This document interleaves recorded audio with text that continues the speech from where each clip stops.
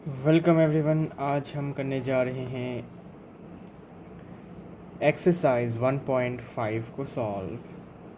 तो उम्मीद करता हूँ आप सभी लोग इस एक्सरसाइज को सॉल्व करेंगे एक साथ। तो चलिए शुरू करते हैं क्वेश्चन नंबर 1 से। Question number 1, let you universal set given है। यूनिवर्सल सेट गिवन है 1 2 3 4 5 6, फिर आपका 7 8 9। ये यूनिवर्सल सेट है और सेट ए गिवन है 1 2 3 4 and set B is given 2 4 6 8। Set C given is 3 4 5 and 6 and what we have to find is, सबसे पहले हमें फाइंड करना है ए कॉम्प्लीमेंट। ए कॉम्प्लीमेंट का मतलब यूनिवर्सल सेट से ए सेट के एलिमेंट्स को हटा दो। तो यूनिवर्सल सेट के एलिमेंट्स से सेट ए के एलिमेंट्स हटा दो। 1 1 2 3 1 2 3 4 गया तो आंसर क्या होगा 5 6 7 8 9, है ना भाई? यही तो होता है ए कॉम्प्लीमेंट। सही बात है, okay. Then we have to find Roman 2 B complement, मतलब यूनिवर्सल सेट के एलिमेंट्स से तुमको सेट बी के एलिमेंट्स को हटा देना है, ठीक है? तो ये सेट बी, ये सेट यूनिवर्सल सेट 2 4 6 8 2 4 6 8 1 3 5 7 9 1 3 5 7 9 हो जाएगा आंसर, सिंपल, ठीक है। फिर रोमन 3 में क्या बोला, ए यूनियन सी करो पहले, फिर इसका कॉम्प्लीमेंट। मतलब यूनिवर्सल सेट से ए यूनियन सेट जो बनेगा उसका जो एलिमेंट होंगे उनको हटाओ। तो पहले ए यूनियन सी करते हैं। तो ए यूनियन सी करने पर तुमको मिलेगा, ए यूनियन सी मतलब ए और सी के एलिमेंट्स को एक साथ कर लो। तो 1 2 3 4 5 6। तो अभी ए यूनियन सी में जितने भी एलिमेंट्स हैं, ये भी एक तो सेट है, इसमें इसके अंदर जितने भी एलिमेंट्स है इसको यूनिवर्सल सेट से हटा दो। 1 2 3 4 5 6 मतलब क्या बचेगा 7 8 9 बचेगा, 7 8 9 बचेगा, ठीक है। तो हमने यूनिवर्सल सेट से इसको माइनस कर दिया है, ठीक है भाई, समझ आ गया है, ओके। इसके बाद रोमन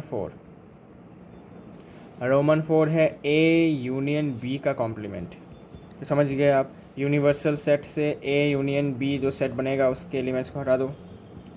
तो ए यूनियन बी मतलब क्या होगा 1 2 3 4 6 एंड 8। इनको आपको यूनिवर्सल सेट से हटाना है। तो 1 2 3 4 गया तो 5 6 7 और 9 हो जाएगा आंसर, ठीक है। अच्छा 5 6, अच्छा 6 तो है, सॉरी 5 7 9 हो जाएगा आंसर, ठीक है। 5 7 9 हो जाएगा इसका आंसर, ये हो गया इसका आंसर, समझ आ गया, इजी है। आगे बढ़ते हैं क्वेश्चन नंबर 5 की तरफ। रोमन 5 ए कॉम्प्लीमेंट का कॉम्प्लीमेंट हमें पता है किसके बराबर होता है, ए के बराबर होता है। ए कौन सा सेट है 1 2 3 4 लिख दो, बस आंसर आ गया, ठीक है। ये भी एक लॉ है, one kind of you can say.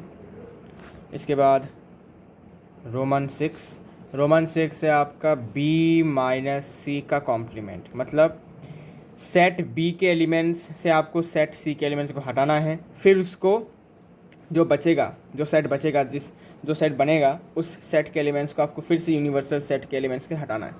तो आप लिख सकते हैं यू माइनस बी माइनस सी। तो बी माइनस सी करने के बाद क्या बनेगा देखते हैं।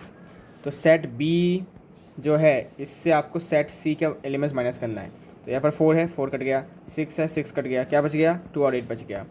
सो यह हो जाएगा 2 8, ठीक है। अब 2 8 को आपको यूनिवर्सल सेट के एलिमेंट से हटाना है। तो क्या बच जाएगा 1 3 4 5 6 7 और 9, ठीक है। ये हो गया आपका बी माइनस सी का कॉम्प्लीमेंट, समझ आ गया, गॉट इट, क्लियर है।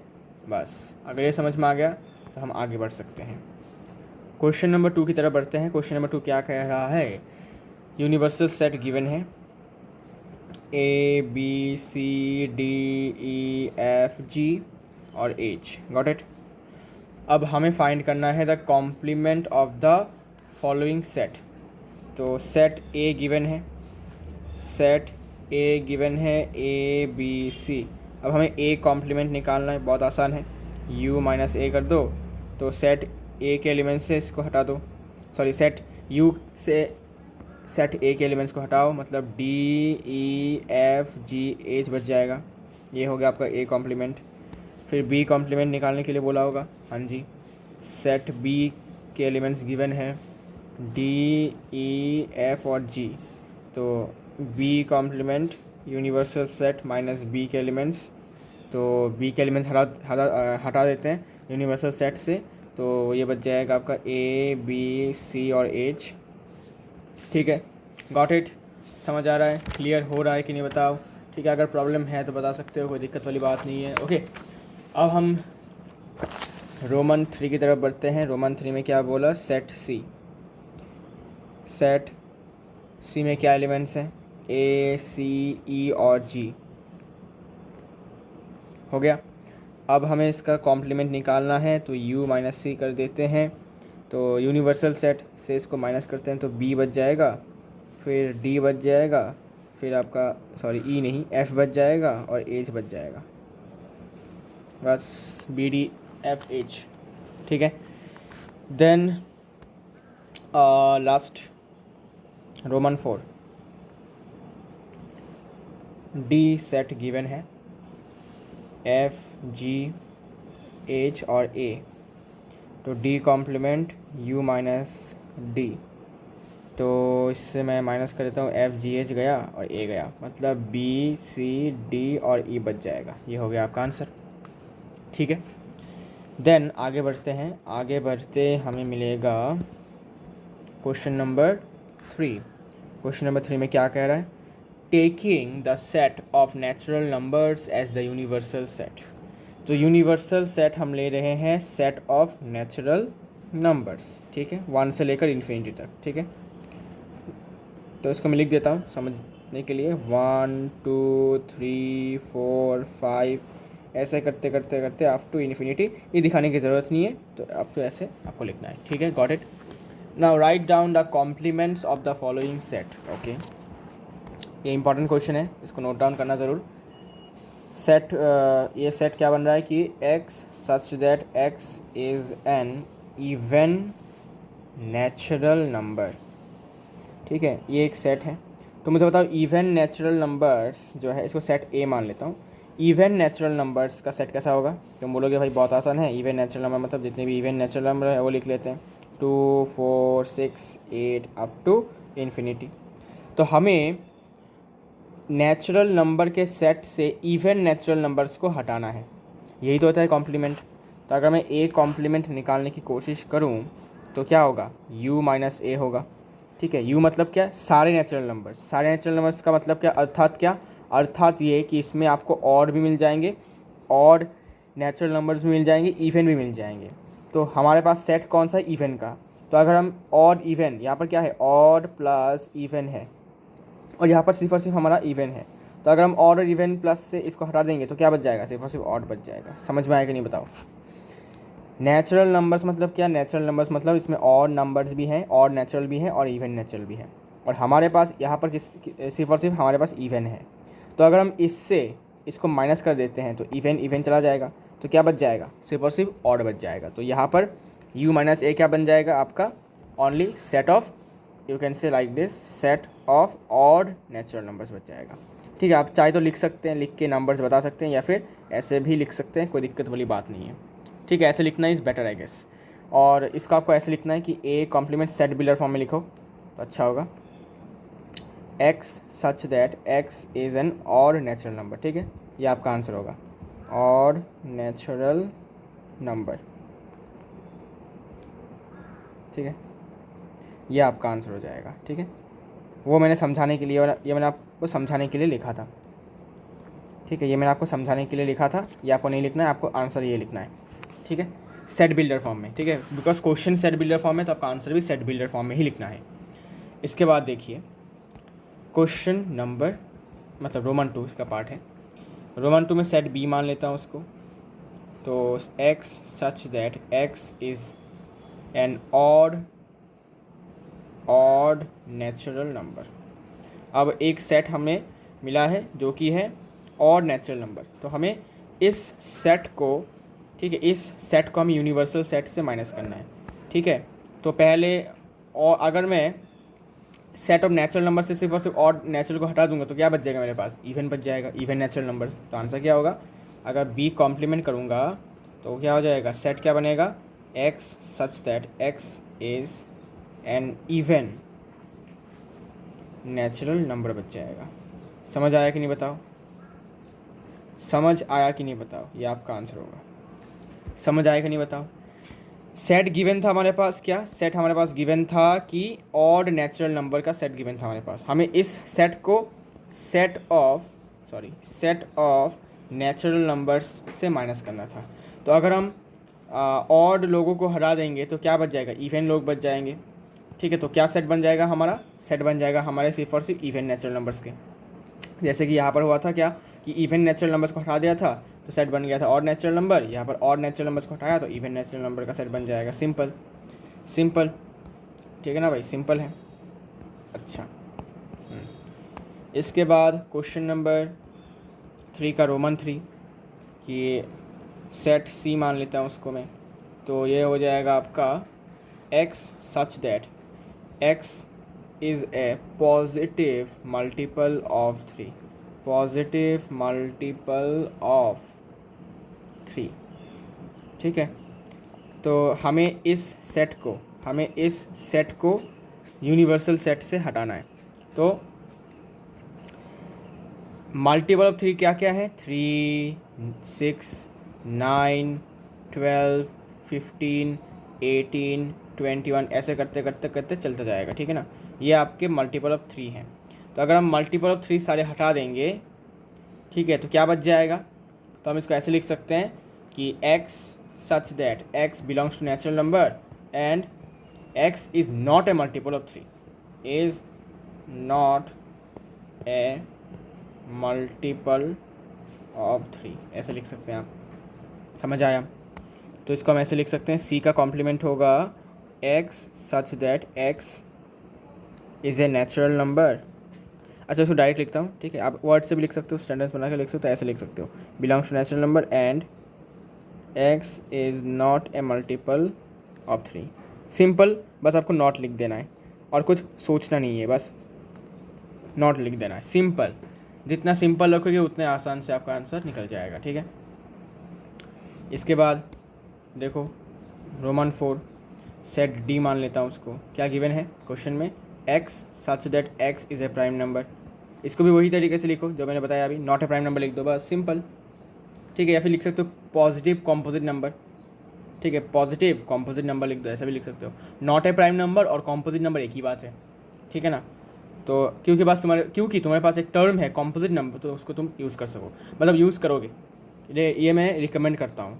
ठीक है भाई, अगर तुम्हारे पास यहाँ पर देखो, जैसे कि नॉट ए मल्टीपल के लिए हमारे पास और कोई अनदर टर्म नहीं है, लेकिन नॉट ए प्राइम को हम कॉम्पोजिट नंबर भी लिख सकते हैं, इसलिए हम इसमें कॉम्पोजिट नंबर लिखेंगे। और कैसा कॉम्पोजिट नंबर, पॉजिटिव में, बिकॉज नेचुरल नंबर सारे क्या हैं, पॉजिटिव हैं, इसलिए पॉजिटिव लिखना ज़रूरी है। ठीक है भाई, तो हम इसको कॉम्प्लीमेंट अगर करेंगे, डी का कॉम्प्लीमेंट करेंगे तो हम लिख सकते हैं x such that x is a positive composite number, बस पॉजिटिव कॉम्पोजिट नंबर। ठीक है, and x also equals to 1। ये लिखने की अभी बोलोगे अभी 1 क्यों लिखा है ना, तुम बोल सकते हो 1 क्यों लिखा, बिकॉज हमें पता है कि नेचुरल नंबर का सेट क्या है, नेचुरल नंबर का सेट 1 2 3 4 5 6 7 8 9 10 अप टू इन्फिनिटी, ये आपके नेचुरल नंबर का सेट है। अगर मैं नेचुरल नंबर के सेट से प्राइम नंबर्स को हटा दूं, प्राइम नंबर कौन कौन से हैं, 2 3 5 7, इसके बाद यहाँ पे 11 चलता जाएगा। ठीक है, तो क्या बच जाएगा हमारे पास, सिर्फ और सिर्फ हमारे पास बच जाएंगे कॉम्पोजिट नंबर्स। ठीक है ना, हमारे पास क्या बच जाएंगे, कॉम्पोजिट नंबर्स, वो भी पॉजिटिव वाले कॉम्पोजिट नंबर्स बच जाएंगे। लेकिन 1 क्या है, 1 तो प्राइम भी नहीं है, कॉम्पोजिट भी नहीं है, ये भी तो इंक्लूडेड होगा ना, है ना भाई। ये भी तो इंक्लूडेड होगा, लेकिन जब हम इसको सिर्फ और सिर्फ यहाँ तक लिखेंगे, ठीक है, तब क्या यहाँ पर 1 आएगा? नहीं, बिकॉज पॉजिटिव कॉम्पोजिट नंबर 1 नहीं है, because 1 is neither A prime nor a composite. तो यहाँ पर तो 1 एक्सक्लूड हो रहा है, लेकिन हमारे इस सेट में तो 1 आना चाहिए, इसलिए हमने x का वैल्यू 1 भी लिख लिया है। समझ आया? ये बात ध्यान रखना, ठीक है। इसके बाद हम रोमन 5 में जाते हैं। रोमन 5 में क्या है? इसको सेट ई मान लेते हैं। x such that x is a natural number, x is a natural number divisible by 3 and 5, ठीक है। अगर मैं इस सेट को कॉम्प्लीमेंट करूं तो मैं ऐसे लिख सकता हूं कि x such that x is a natural number not divisible by 3 and 5, ऐसा भी लिख सकता हूं। सिंपल, ठीक है ना भाई, सिंपल। तो मैं इसको कॉपी कर लेता हूं, तो फिर इसको मैं कॉपी कर लेता हूं, ये लो, ठीक है। Is not is N not, अच्छा, is a natural number not divisible by 3 and 5। बस एक नॉट लगाने से आपका आंसर आ जाएगा, ठीक है। आपको और ऐसा कुछ सोचना नहीं पड़ेगा भाई क्या लिखूं क्या लिखूं, बस एक नॉट लगा दो, सिंपल आपका आंसर आ जाएगा, सिंपल आपका आंसर आ जाएगा। उम्मीद करता हूँ समझ में आ गया होगा, ठीक है। आपका आंसर कौन सा है? आपका आंसर ये वाला है, ठीक है। फिर आपका आंसर ये वाला है। ऊपर का क्वेश्चन है, नीचे वाला आंसर है। ऊपर का क्वेश्चन, नीचे वाला आंसर, ठीक है। अच्छा, देन हम आ जाते हैं रोमन 6 में। रोमन 6 में क्या बोला? रोमन 6 में बोला कि इसको मैं सेट f मान लेता हूँ, ठीक है। x such that x is a perfect square, ठीक है। अगर मैं नेचुरल नंबर्स के सेट से परफेक्ट स्क्वायर्स को हटा दूंगा तो मेरे पास क्या नंबर्स बचेंगे? Not a perfect square number बचेंगे। सही बात है ना, not a perfect square number बचेंगे। बस ये लिख दो, बस सिंपल यही लिख दो। तो अगर मैं लिखता हूँ f कॉम्प्लीमेंट, तो सबसे पहले तुमको लिखना पड़ेगा x such that x belongs to natural number and x is not a perfect square लिखना पड़ेगा, बिकॉज हमें पूछा है कि नेचुरल सेट से, मतलब 1 2 3 4 करके करके ऐसे करके इस वाले सेट से हमें परफेक्ट स्क्वायर को हटाना है। परफेक्ट स्क्वायर कौन कौन से हैं? Perfect square 1 perfect square, 4 perfect square, फिर यहाँ पर 9 परफेक्ट स्क्वायर। तो अब हम इनको हटा देंगे तो क्या बच जाएगा? ऐसे नंबर्स बच जाएंगे जो कि परफेक्ट स्क्वायर नहीं है ना। तो बस यही लिखना था, सिंपल भाई, ज़्यादा सोचो मत। और इसको it belongs to natural number लिखना ज़रूरी है भाई, बिकॉज कुछ भी नंबर हो सकता है ना, ऐसे नेचुरल नंबर लिखना बहुत ज़रूरी है। इसको मिस मत करना, तुम मिस करोगे तो मार्क्स भी मिस हो जाएगा भाई, ठीक है। रोमन 7 देखो, रोमन 7 इसको मैं जी मान लेता हूँ, सेट जी। तो x such that x is a perfect cube, ठीक है। इस परफेक्ट क्यूब वाले जितने भी सेट हैं, मतलब परफेक्ट क्यूब का जो सेट है, इसको हमें यूनिवर्सल सेट नेचुरल नंबर का सेट से माइनस करना है। तो सिंपल सिंपल सिंपल इसका कॉम्प्लीमेंट करते हैं, तो सिंपल होगा फिर से x such that x belongs to natural number and x is not a perfect cube. Simple, x is not a perfect cube लिख दो, बस सिंपल। और कुछ सोचने की ज़रूरत भी नहीं है, और कुछ सोचने की ज़रूरत भी नहीं है, ठीक है। सेम परफेक्ट स्क्वायर जैसे ये नॉट ए परफेक्ट क्यूब लिख देना, बस सिंपल, ठीक है। इसके बाद रोमन 8। रोमन 8 क्या कह रहा है? रोमन 8 कह रहा है कि x सच दैट, अच्छा इसको मैं सेट मान लेता हूँ h, x such that x plus 5 equals to 8, ठीक है। अब इसको कैसे सॉल्व करोगे? देखो देखो, मुझे बताओ x का ऐसा क्या वैल्यू यहाँ पर मैं पुट करूँगा जिससे कि मुझे यहाँ पर LHS इक्वल्स टू RHS मिलेगा। तुम बोलोगे भाई यहाँ पर 3 पुट कर दो तो तुमको 3 + 5 8 मिलेगा, और सिर्फ 3 ही क्यों, कुछ और नंबर भी तो हो सकता है ना। लेकिन हमें ये देखना पड़ेगा कि x जो है वो एक नेचुरल नंबर है, तो नेचुरल नंबर में सिर्फ और सिर्फ 3 ही बैठ पाएगा, जो कि इसमें बैठने के बाद 8 आ जाएगा, ठीक है। तो ये सेट कौन सा है? ठीक है, इसको मैं ऐसे भी लिख सकता हूँ रोस्टर फॉर्म में 3, ठीक है। सिर्फ और सिर्फ इसमें एक ही एलिमेंट है 3, ठीक है।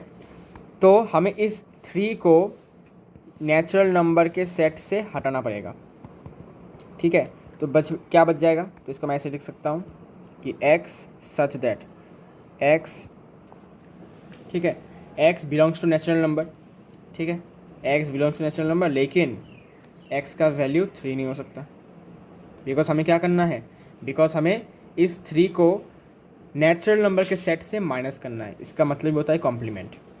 ठीक है, अब जो सेट बनेगा, इसको 3 को हटाने के बाद जो सेट बनेगा वो कैसा बनेगा कि x जो है नेचुरल नंबर ही रहेगा, लेकिन x का वैल्यू 3 नहीं होगा। 3 को छोड़कर जितने भी नेचुरल नंबर्स होंगे वो हो जाएगा 1 2 4 5 6 ऐसे करके अप टू इन्फिनिटी। ये आपका सेट बन जाएगा कॉम्प्लीमेंट वाला सेट, मतलब एज कॉम्प्लीमेंट वाला सेट बन जाएगा। ठीक है, इसके बाद समझ आ रहा है तो लाइक ठोको। ठीक है, अगर नहीं समझ आया तो कमेंट करो कि भाई कहाँ समझ में नहीं आया आपको। इसको सेट आई मान लेते हैं, x सच दैट 2x + 5 = 9। तो मुझे बताओ x का ऐसा क्या वैल्यू यहाँ पर बैठेगा जिससे कि आपको यह मिलेगा। तो तुम गौर से देखो कि अगर मैं x का वैल्यू यहाँ पर 2 बिठाता हूँ तो 2 × 2 4, 4 + 5 9 होता है। मतलब ये जो सेट है इसमें कितने एलिमेंट्स है, सिर्फ और सिर्फ एक ही एलिमेंट है 2। तो हमें इस 2 को क्या करना है, इस 2 को हमें सेट ऑफ नेचुरल नंबर से हटा देना है, वही होता है कॉम्प्लीमेंट। तो i का कॉम्प्लीमेंट हम लिख सकते हैं ऐसा कि x का जो वैल्यू है वो तो नेचुरल नंबर है, लेकिन x का वैल्यू 2 नहीं हो सकता, x का वैल्यू 2 नहीं हो सकता। ये होगा आपका कॉम्प्लीमेंट। समझ आया? Got it? समझ आएगा नहीं बताओ? समझ में अगर आ रहा है तो अच्छी बात है, अगर नहीं समझ में आ रहा है तो कमेंट करो जल्दी से, मैं समझाता हूँ। देखो, कॉम्प्लीमेंट का मतलब क्या होता है। कॉम्प्लीमेंट का मतलब यूनिवर्सल सेट से उस सेट के एलिमेंट को हटाओ। तो इस सेट का एलिमेंट क्या है, 2 है, तो हमें यूनिवर्सल सेट से इसको हटाना है। यूनिवर्सल सेट कौन सा है, नेचुरल नंबर का सेट, मतलब इसका यू से नोट करता हूँ, अच्छा होगा 1 2 3 4 5 6 ऐसे करके। तो इस वाले सेट से हमें इस वाले सेट के एलिमेंट को हटाना है। 2 को हटाओ, बाकी क्या बच जाएगा 1 3 4 5 6। तो जो सेट बनेगा अभी उसमें क्या होगा, उसमें x का जो वैल्यू होगा, x क्या है, एक एलिमेंट है इस सेट का, तो x का वैल्यू क्या है, नेचुरल नंबर ही तो है, लेकिन x का वैल्यू यहाँ पर 2 नहीं हो सकता, मतलब 2 नहीं है कह सकते हो। x का वैल्यू यहाँ पर 2 नहीं है, 2 के अलावा हर कोई नेचुरल नंबर है। ठीक है, x का वैल्यू कोई भी नेचुरल नंबर होगा लेकिन 2 के अलावा। ठीक है, समझ आया? उम्मीद करता हूँ समझ में आ गया होगा। ठीक है, अब एक समझ में नहीं आया तो कोई दिक्कत नहीं है, आपको कमेंट करना है भाई, कमेंट में मैं समझा दूंगा अगर कोई भी दिक्कत है तो ये क्वेश्चन जो है आप देख सकते हैं अपने स्क्रीन पर, इसको हम कैसे सॉल्व करेंगे। तो इसका जो मतलब है कि x का वैल्यू 7 के बराबर भी है, इक्वल टू साइन में, और बड़ा भी है। मतलब क्या है, मतलब कुछ ऐसा है 7 8 9 10 11 12 ऐसे करते करते करते करते ये चलता जा रहा है। ठीक है, ये ऐसा कुछ सेट बन गया है। ठीक है, अब हमें इस सेट को हमें क्या करना है, यूनिवर्सल सेट से हटाना है। यूनिवर्सल सेट कौन सा है, यूनिवर्सल सेट ये है 1 2 3 4 5 6 7 8 9 10 11 12 अप टू इन्फिनिटी। तो हमें इस सेट के एलिमेंट्स को 7 7 यहाँ से हटाओ, 8 हटाओ, 8 हटाओ, 9 हटाओ, 9 हटाओ, 10 हटाओ, 10 हटाओ, 11 हटाओ, 11 हटाओ, 12 हटाओ, 12 हटाओ। ठीक है, तो ये हमारा यूनिवर्सल सेट है। यहाँ से हमने जे सेट के एलिमेंट्स को हटाया। अब ये इन्फिनिटी तक चलता रहेगा। तो क्या बच जाएगा, 1 से लेकर 6 तक बच जाएगा, सिर्फ और सिर्फ। ठीक है ना भाई, आप if you minus J that is called J complement, तो क्या बच जाएगा, सिर्फ और सिर्फ 1 से लेकर 6 तक बच जाएगा एलिमेंट्स, और बाकी सारे के सारे हट जाएंगे। तो जे का कॉम्प्लीमेंट क्या होगा, I can write it like that कि एक्स जो है वो नेचुरल नंबर से बिलोंग करता है और एक्स का जो वैल्यू है वो 7 से छोटा है। तो अभी हमने जो लिखा 1 2 3 4 5 6, ये क्या है, ये वो सेट है जो सेट यूनिवर्सल सेट से जे को माइनस करने के बाद जे कॉम्प्लीमेंट वाला जो सेट है, इसका जो एलिमेंट्स है यही है। तो यहाँ पर एक्स का वैल्यू क्या है, 7 से छोटा है। 7 से छोटा है मतलब क्या, 1 2 3 4 5 6। ठीक है, अच्छा हो गया ना। इसको हमने सेट बिलर फॉर्म में लिख दिया कुछ ऐसे। अगर तुम चाहो तो इसको ऐसे लिख सकते हो कि x का वैल्यू 1 के बराबर और 1 से बड़ा और 7 से, ऐसे भी लिख सकते हो, कोई दिक्कत वाली बात नहीं है। ऐसे भी लिख सकते हो या फिर डायरेक्ट ऐसे भी लिख सकते हो, कोई दिक्कत वाली बात नहीं है। ठीक है, सेम ही आंसर आने वाला है। सेट बिलर फॉर्म को मैंने पहले भी बोला है, बहुत तरीके से आप लिख सकते हैं, आपकी मर्जी आप कैसे लिखोगे, आप कौन से मतलब तरीके से आप कंफर्टेबल हो वैसे लिख सकते हो। फिर लास्ट है जे के बाद के। ठीक है, इसके बाद देखो x सच दैट x का वैल्यू नेचुरल नंबर है। ठीक है, and 2x + 1 is larger than 10 inequality है, ठीक है। तो इसका कॉम्प्लीमेंट हम देखते हैं क्या होता है। तो मुझे बताओ के का कॉम्प्लीमेंट क्या होगा। तो मुझे पहले बताओ कि के सेट में एलिमेंट्स क्या क्या होंगे। तो नेचुरल नंबर को बिलोंग करता है, मतलब 1 2 3 4 जैसा कुछ होगा। 2x + 1, एक्स के ऐसे क्या वैल्यूज़ हो सकते हैं। मैंने आपको लीनियर इनइक्वलिटी शुरू कर दिया मैंने। तो लीनियर इनइक्वलिटी में मैंने बताया था कि इसमें एक्स के बहुत सारे इनफाइनाइट वैल्यूज़ भी हो सकते हैं, जीरो वैल्यू भी हो सकता है, या फिर कुछ लिमिटेड वैल्यूज़ हो सकते हैं, ठीक है। तो एक्स के जगह पर मैं ऐसा क्या बिठाऊँ जिससे कि जो वैल्यू आएगा ओवरऑल वो 10 से बड़ा होगा। तो तुम इसको देखो इनइक्वलिटी करके, 2x + 1 > 10 उसको भेजो तो 2x > 9, फिर x > 9/2। मतलब x का वैल्यू कोई भी चलेगा 9/2 से बड़ा, मतलब 4.5 से बड़ा कोई भी नेचुरल नंबर का वैल्यू। मतलब क्या 5 6 7 8 9 10 11 12 ऐसे करते करते करते करते करते करते इन्फिनिटी तक। मतलब 5 से बड़ा, ठीक है, 5 से बड़ा इन्फिनिटी तक कोई भी वैल्यू ले लो, वो अगर तुम यहाँ पर पुट करते हो x की जगह पर तो हमेशा तुमको ये वाला वैल्यू 10 से बड़ा दिखेगा। समझ आया। तो हमें क्या लिखना है, जो एलिमेंट होगा इसका वो क्या होगा। इसका एलिमेंट होगा कुछ ऐसा, रोस्टर फॉर्म में लिखता हूँ। तो इसका एलिमेंट होगा 5 6 7 8 9 10 11 ऐसे करते करते करते करते अप टू इन्फिनिटी। तो के सेट के एलिमेंट्स हमें पता चल गया है। अब हम के कॉम्प्लीमेंट निकाल सकते हैं। u - k कर दो। u क्या है, 1 2 3 4 5 6 7 ऐसे करते करते चलेगा अप टू इन्फिनिटी। इसमें से 5 गया, 6 गया, 7 गया, 8 गया, ऐसे करते करते सब बचेगा क्या, बचेगा आपका 1 2 3 और 4, ठीक है। सिर्फ ये बचेगा, ठीक है, सिर्फ और सिर्फ ये आपका बचेगा। समझ आया। तो आप इसको कैसे लिखेंगे, आप इसको ऐसे लिख सकते हैं x such that x belongs to n and x का वैल्यू स्मॉलर देन 9/2। बस हो गया, x का वैल्यू स्मॉलर देन 9/2, या फिर इक्वल टू भी दे सकते हो। क्यों, बिकॉज अगर x का वैल्यू तुम 4.5 देते हो, मतलब 9/2, अच्छा देता हूँ 9/2, 2x + 1 कितना आता है। अगर मैं x के वैल्यू 9/2 देता हूँ, कट गया 10। क्या 10 से बड़ा है, नहीं है, 10 = 10। तो अगर मैं x का वैल्यू 9/2 भी देता हूँ तब भी क्या होगा, तब भी इसका वैल्यू 10 से बड़ा नहीं आएगा। मतलब हम 9/2 को भी इंक्लूड कर सकते हैं, इसलिए मैंने यहाँ पर स्मॉलर इक्वल्स टू दिया है। समझ आएगा नहीं बताओ। अगर मैं 4.5 को यहाँ पर पुट करता हूँ तो मुझे 10 आ जाता है लेफ्ट हैंड साइड में, और राइट हैंड साइड में भी 10 आ जाता है। तो left hand side right hand बराबर आ जाता है, लेकिन हमें चाहिए क्या कि left hand side should be greater than right hand side. तो 10 इज़ नॉट ग्रेटर देन 10, ये तो इक्वल टू है। मतलब अगर हम 4.5 वैल्यू भी देते हैं यहाँ पर तब भी हमें कोई फ़ायदा, मतलब कोई नुकसान नहीं होगा, ठीक है। तो हमें क्या करना था, हमें सिर्फ और सिर्फ ऐसे वैल्यूज़ को हटाना था। के कॉम्प्लीमेंट मतलब क्या कि इन वैल्यूज़ को हटाना है। इन वैल्यूज़ में 4.5 है क्या, नहीं है। तो अगर हम यहाँ पर 4.5 को भी इंक्लूड करते हैं इक्वल टू साइन देकर, तो भी हमें कोई नुकसान हमें नहीं देखने को मिलेगा। समझ आएगा नहीं बताओ। अगर समझ नहीं आया ये वाला पार्ट तो कमेंट करो जल्दी से कि भाई फिर से समझा दो। अच्छा, मैं समझा दूंगा, ठीक है। अभी के लिए अगर समझ में आ गया है तो वेरी गुड, ठीक है। बस कॉन्सेप्ट को समझो इसके पीछे का, ठीक है। के कॉम्प्लीमेंट क्या होगा कि x के ऐसे वैल्यूज जो नेचुरल नंबर हो और 9/5 के बराबर, सॉरी 9/2 के बराबर भी हो सकता है, या फिर 9/2 के छोटे भी हो सकते हैं। मतलब 1 2 3 और 4। 4.5 क्यों नहीं, 4.5 इसलिए नहीं बिकॉज ये नेचुरल नंबर नहीं है, ठीक है। अच्छा, लेकिन देखा जाए तो x का वैल्यू 4.5 होने पर भी आपका ये ट्रू नहीं होगा, ठीक है। और हमें ये चाहिए, हमें ट्रू नहीं होगा ये हमें चाहिए, ठीक है ना। बिकॉज कॉम्प्लीमेंट का मतलब ही होता है ऐसा, उल्टा होता है, मतलब जो होता है। अच्छा भाई, समझ में तो आ गया होगा, तो आगे बढ़ते हैं। आगे क्वेश्चन नंबर 4 आ जाता है। क्वेश्चन नंबर 4 क्या है, यूनिवर्सल सेट। यू गिवन है 1 2 3 4 5 6 7 8 9, ठीक है भाई। सेट ए गिवन है 2 4 6 8। सेट बी गिवन है 2 3 5 और 7, ठीक है। वेरीफाई दैट, अच्छा वेरीफाई करने के लिए बोला है।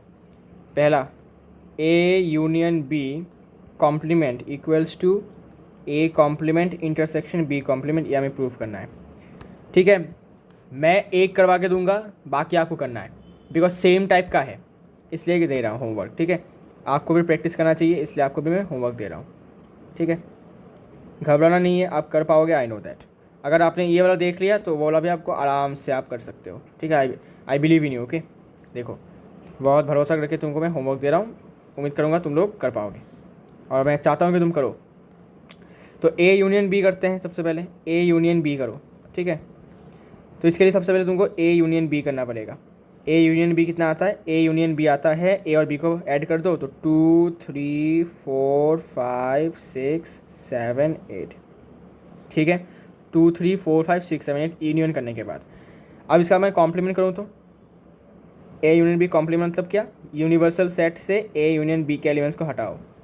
तो यूनिवर्सल सेट से इसको हटा दो भाई, 2 3 4 5 6, मतलब ए गया, ए गया, ए गया, ये गया, ये मतलब 1 और 9 बचेगा, 1,9 बच जाएगा, ये आपका LHS।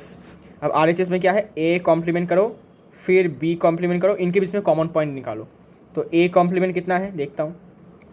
ए कॉम्प्लीमेंट है आपका u माइनस ए। तो ए में जितने भी एलिमेंट्स है यू से हटा दो, 2 गया, 2 गया, 6 गया, 8 गया, है ना। तो 1 3 5 7 9, तो ये बच जाएगा 1 3 5 7 9, ये बच गया आपका ए कॉम्प्लीमेंट। अब बी कॉम्प्लीमेंट क्या है? रुको रुको रुको, थोड़ा वेट करो, इसको थोड़ा एक्सटेंड कर देता हूँ। हाँ, बी कॉम्प्लीमेंट क्या होगा? u minus B. तो b के एलिमेंट्स u से हटा दो, 2 गया, 3 गया, 5 गया, 7 गया, 1 4 6 8 9, 1 4 6 8 9। अब इनके बीच में कॉमन निकालो, बिकॉज हमें चाहिए क्या? A complement intersection B complement. तो इन दोनों सेट के बीच में कॉमन पॉइंट्स निकालो। 1 कॉमन है, इसके बाद 9 कॉमन है, और कुछ कॉमन नहीं है, तो इसमें आ गया 1,9। क्या LHS और RHS बराबर हुआ? क्या LHS और RHS बराबर हुआ? जी हाँ भाई, बराबर तो हो गया है, मतलब ये ट्रू है, वेरीफाइड है। LHS इक्वल्स टू RHS आ गया, मतलब हैंस वेरीफाइड। ऐसे करके ही आपको दूसरा भी करना है, ठीक है। पहला वाला मैंने करवा दिया है, दूसरा वाला आप पे मैं छोड़ता हूँ, ठीक है। ये आप कर लोगे, I believe in you, okay. ये बहुत आसान है आपके लिए, तो आप कर लोगे इसको, ठीक है। तो रोमन 2 आपके लिए मैं दे देता हूँ होमवर्क, ठीक है। अच्छा, चलिए अब हम आगे बढ़ते हैं अपने दूसरे क्वेश्चन की तरफ। क्वेश्चन नंबर 5, हमें वेन डायग्राम ड्रॉ करना है। मैंने इसको पहले भी आपको ड्रॉ करवा दिया है, तो मैं वही आपको फिर से दिखा देता हूँ, ठीक है। Recap you can say. तो वेन डायग्राम के लिए क्या चाहिए होता है? एक रेक्टेंगल और 2 सर्कल। तो मैं आपको कॉपी कर लेता हूँ उसको, A union B complement, okay. रुको, कहाँ गया था भाई? बहुत पहले करवाया था ना मैंने, हाँ रुको, हाँ आ गया वेन डायग्राम। आ जा भाई, लैग कर रहा है पूरा, देखो इतना लिखाया, सब गया। आ रहा है, लोड होने दो। हाँ, लोड हो गया। चलो भाई, लोड तो हो गया है आई गेस। अब हम और नीचे जाएंगे, नहीं और ऊपर जाएंगे, सॉरी। जल्दी जल्दी जल्दी। इसके बाद हम थोड़ा और ऊपर जाएंगे। हाँ, तो ए यूनियन बी का कॉम्प्लीमेंट, राइट, ये रहा ए यूनियन बी का आपका डायग्राम, ठीक है। ये आपके ए यूनियन बी का डायग्राम है, ठीक है। मैंने ऑलरेडी करवा के रखा है, इसलिए एक काम करता हूँ। ये कौन सा है भाई? 7 नंबर है ना, सॉरी 8 नंबर है ना। अच्छा ठीक है, 8 नंबर है, याद रखूँगा, 8 नंबर है। तो यहाँ पर मैं पेस्ट कर देता हूँ इसको। ये रहा आपका ए यूनियन बी कॉम्प्लीमेंट का वेन डायग्राम। फिर क्या पूछा है?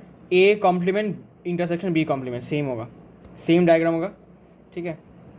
A complement union, sorry intersection B complement, same same same Venn diagram, same Venn diagram, same Venn diagram, because formula तो है, ठीक है। अब हमें पूछा है ए इंटरसेक्शन बी का कॉम्प्लीमेंट, मतलब ये वाला।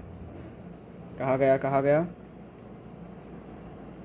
इसको मैं बंद कर देता हूँ अभी के लिए। तो ये रहा आपका कहाँ गया? हाँ, ए इंटरसेक्शन बी कॉम्प्लीमेंट का वेन डायग्राम।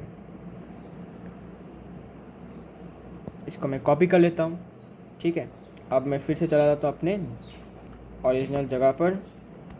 ये रहा आपका diagram A intersection B complement का, और similarly A complement union B complement का भी सेम डायग्राम ही है, ठीक है, बिकॉज ये दोनों आपस में डी मॉर्गन के लॉ है ना, डी मॉर्गन्स लॉ है ये सब, तो इस आपस में सेम है। फिर भी मैं समझा देता हूँ कैसे हुआ क्या हुआ, फिर से रिकैप कर देता हूँ। रिकैप चलिए, ए यूनियन बी पहले निकालते हैं। सबसे पहले ए यूनियन बी निकालो। ए यूनियन बी का मतलब क्या होगा, ये पूरा ए वाला रीजन भी, बी वाला रीजन भी, ए यूनियन बी। अब कॉम्प्लीमेंट मतलब क्या, कॉम्प्लीमेंट मतलब इस रीजन को तुमको माइनस करना है यूनिवर्सल रीजन से। यूनिवर्सल रीजन कौन सा है, यूनिवर्सल रीजन ये वाला है, ये है यूनिवर्सल रीजन। तो यूनिवर्सल रीजन से तुमको जो रीजन मैंने रेड कलर में शेड किया है उसको हटाना है, माइनस करो। तो माइनस कर देते हैं इसको, माइनस कर दिया तो बच गया क्या, ये वाला रीजन बच गया जो येलो पोर्शन में है। समझ आया कि नहीं कॉम्प्लीमेंट का मतलब, ओके। सिमिलरली हमें पता है डी मॉर्गन लॉ में कहा कि ए यूनियन बी का कॉम्प्लीमेंट बराबर होता है A complement intersection B complement. तो ये भी सेम टू सेम इसके जैसा ही होगा। फिर भी समझा देता हूँ कैसे हुआ, क्यों हुआ, समझाता हूँ। देखो सबसे पहले मुझे बताओ ए कॉम्प्लीमेंट मतलब क्या। इससे पहले बताओ ए क्या है। ए मतलब ये वाला रीजन, सही बात है। अब ए का कॉम्प्लीमेंट मतलब क्या, ए का कॉम्प्लीमेंट होता है पूरे रेक्टेंगल के एरिया से इसको हटा दो, मतलब अभी पूरा रेक्टेंगल शेड हो जाएगा, पूरा रेक्टेंगल शेड ए को छोड़कर, पूरा रेक्टेंगल शेड ए वाले रीजन को छोड़कर। ठीक है भाई, क्लियर बात है। अच्छा, फिर बी कौन सा रीजन, बी है ये वाला रीजन, ठीक है, ये बी वाला रीजन है। बी कॉम्प्लीमेंट मतलब क्या, इस रीजन को हमें माइनस करना पड़ेगा यूनिवर्सल रीजन से। यूनिवर्सल रीजन पिंक में है तो इसको भी हटा दो, ठीक है। तो क्या बन जाएगा अभी, न्यू डायग्राम बन गया अभी ऐसा, ठीक है। तो ए और बी के रीजन को छोड़कर बाकी सब शेडेड, ठीक है। अच्छा, अब इनके बीच में कॉमन पॉइंट निकालिए। कॉमन पॉइंट कैसा होगा, मैं इसको सेपरेट करके दिखाता हूँ, देखो तो और क्लियर आउट होगा। देखो ए कॉम्प्लीमेंट, अच्छा पहले मुझे बताओ ए क्या होगा। ए कुछ ऐसा होगा, ए मतलब सी फॉर सी भी है। ए कॉम्प्लीमेंट जब दूंगा तब हमें शेडिंग कुछ ऐसा हो जाएगा हमारा, ए वाले रीजन को छोड़कर पूरा रीजन शेड, ए वाले रीजन को छोड़कर पूरा रीजन शेड, ये ए कॉम्प्लीमेंट, ठीक है, ये ए कॉम्प्लीमेंट। फिर बी कॉम्प्लीमेंट,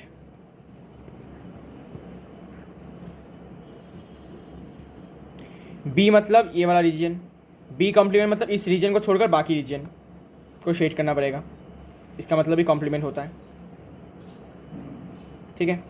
अब इन दोनों में कॉमन पॉइंट क्या है, कॉमन पॉइंट क्या है, बिकॉज हमें क्या चाहिए, इंटरसेक्शन चाहिए।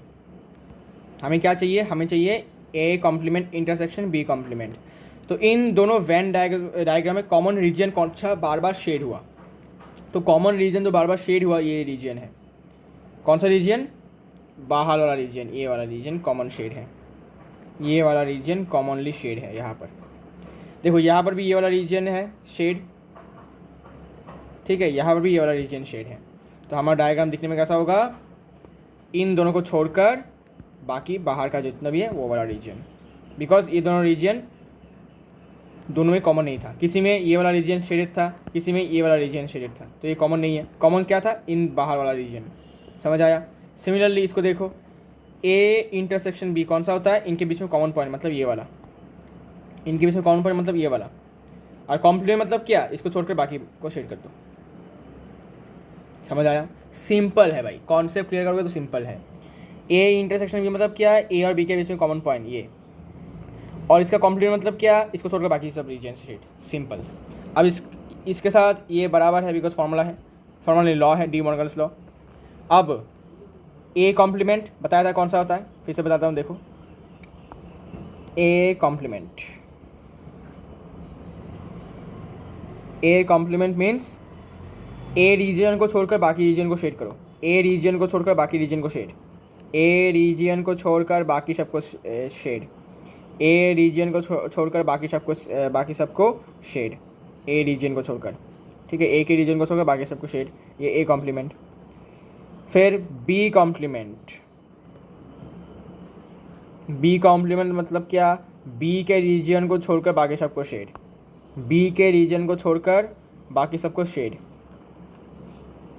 बी के रीजन को छोड़कर बाकी सबको शेड। समझ आया? समझ आएगा नहीं बताओ? अब इनका यूनियन कर दो। यूनियन मतलब क्या?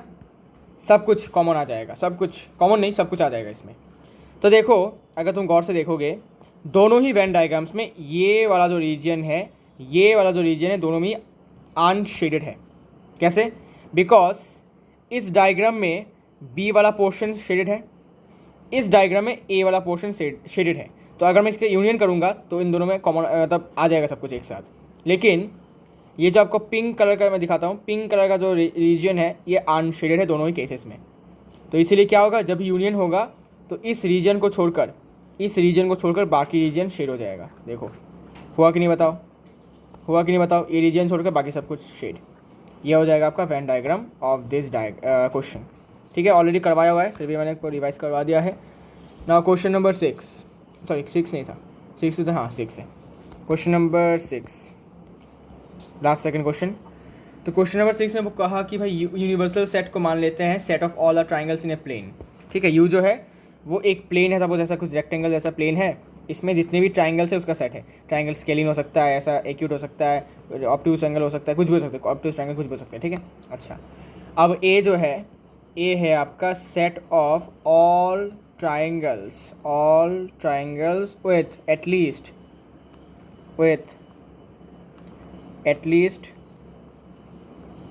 one angle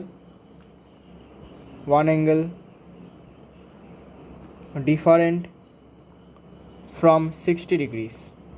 So what is A complement? बहुत ही बेहतरीन क्वेश्चन है। देखो, एक सेट, एक प्लेन में ट्राइंगल्स है, बहुत तरीके के ट्राइंगल्स हो सकते हैं। ठीक है, कोई भी ट्राइंगल हो सकता है।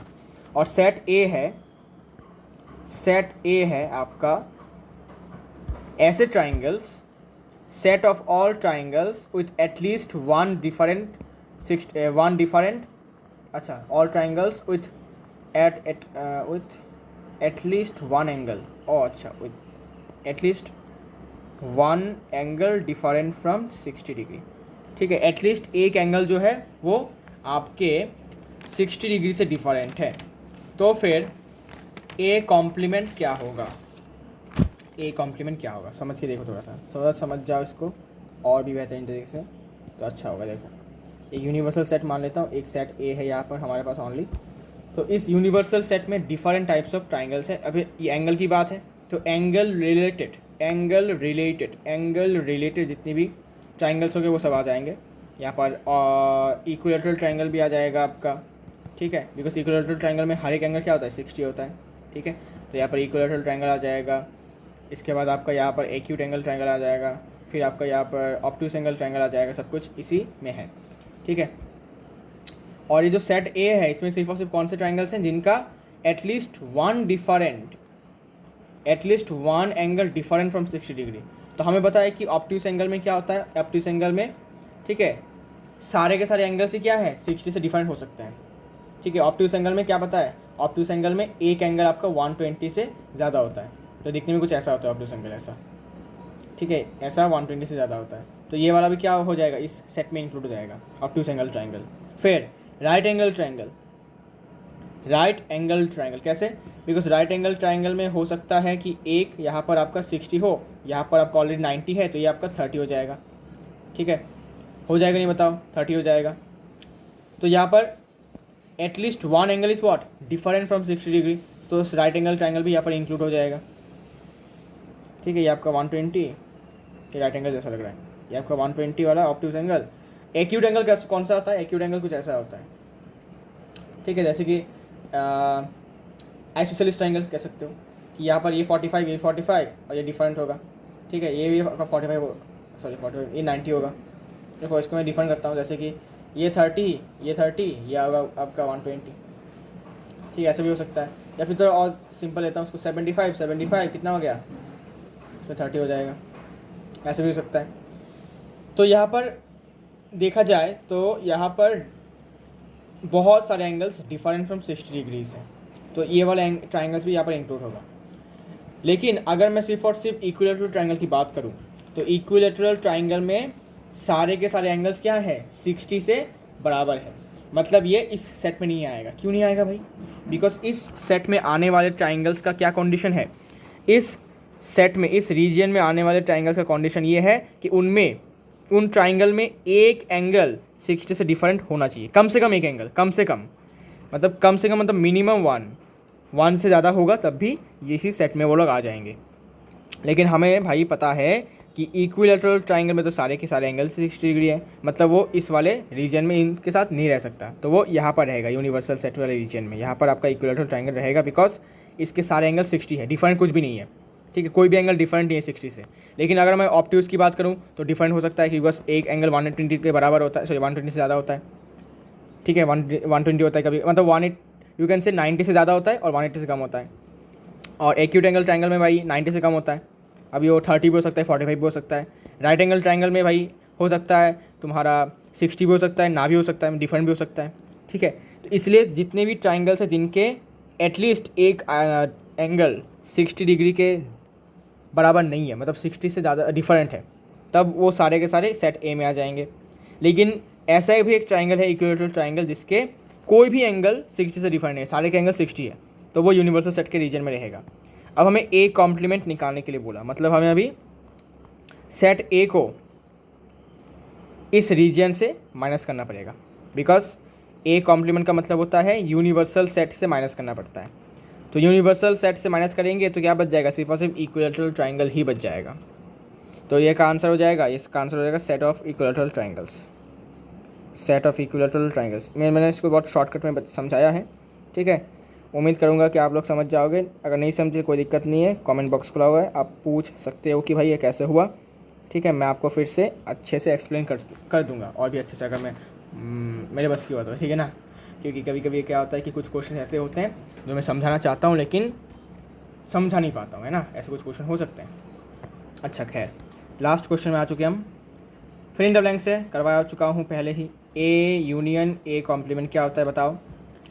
ए यूनियन ए कॉम्प्लीमेंट क्या होता है? आंसर क्या होगा? इसका आंसर होगा यूनिवर्सल सेट। ठीक है, ये मैं करवा चुका हूँ पहले भी। Phi complement intersection A, phi complement मतलब क्या होता है मुझे बताओ? ए यूनिवर्सल सेट, इसका इंटरसेक्शन पॉइंट विथ ए क्या होता है? ए ही होता है। ठीक है, ए ही होता है। फिर रोमन 3 में देखो, ए इंटरसेक्शन ए कॉम्प्लीमेंट, इसका होता है फाई। फिर Roman 4 universal set complement intersection A, universal set का कॉम्प्लीमेंट होता है phi. Phi intersection A, phi और ए में कुछ कॉमन है क्या? हाँ कॉमन है फाई। ठीक है, ये आपका फ्रेंड है। कैसे समझाऊँ बताओ? एग्जांपल देके समझाओ या कैसे? बताता हूँ।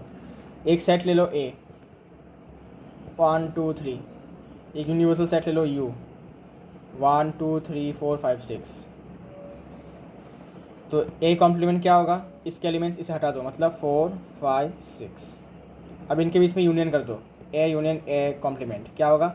1 2 3 सब आ जाएंगे, 4 5 6, 1 2 3 4 5 6। अरे ये तो फिर से हमारा यूनिवर्सल सेट ही आ गया, तो इसका आंसर यूनिवर्सल सेट हुआ। समझ आया?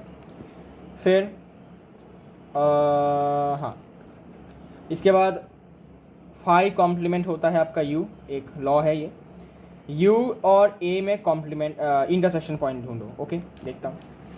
यू है ये, ए है ये, इनमें क्या बोलते हैं इसको, कॉमन पॉइंट निकालो। कॉमन पॉइंट क्या होगा? 1 2 3। तो कॉमन पॉइंट होगा आपका you intersection A, common point 1 2 3, और 1 2 3 किसके बराबर है? सेट ए के बराबर, तो ये सेट ए के बराबर हो जाएगा। समझ आया? ज़्यादा इसमें मैं टाइम वेस्ट नहीं करा, बिकॉज ऑलरेडी समझा चुका हूँ बहुत बार। ठीक है, मतलब पहले भी समझा चुका हूँ जब मैं एक्सप्लेन कर रहा था। ठीक है, तो इसमें और कोई दिक्कत नहीं होना चाहिए। ए इंटरसेक्शन ए कॉम्प्लीमेंट, ठीक है, ए कॉम्प्लीमेंट निकालते हैं। ए कॉम्प्लीमेंट क्या होगा? इससे माइनस कर दो, 4 5 6। ओके, तो ए इंटरसेक्शन ए कॉम्प्लीमेंट, क्या इन दोनों सेट में कुछ कॉमन है? नहीं है, तो 5, आंसर 5। ये कभी भी कॉमन नहीं होता। ठीक है, then U complement intersection, U complement को हम लिखते हैं 5। अब 5 और ए के बीच में कुछ कॉमन है क्या? देखो 5 क्या होता है? 5 होता है आपका कुछ भी नहीं। ठीक है, तो इस सेट में और इस सेट में कुछ कॉमन है क्या? बताओ। कुछ कॉमन है कि नहीं बताओ।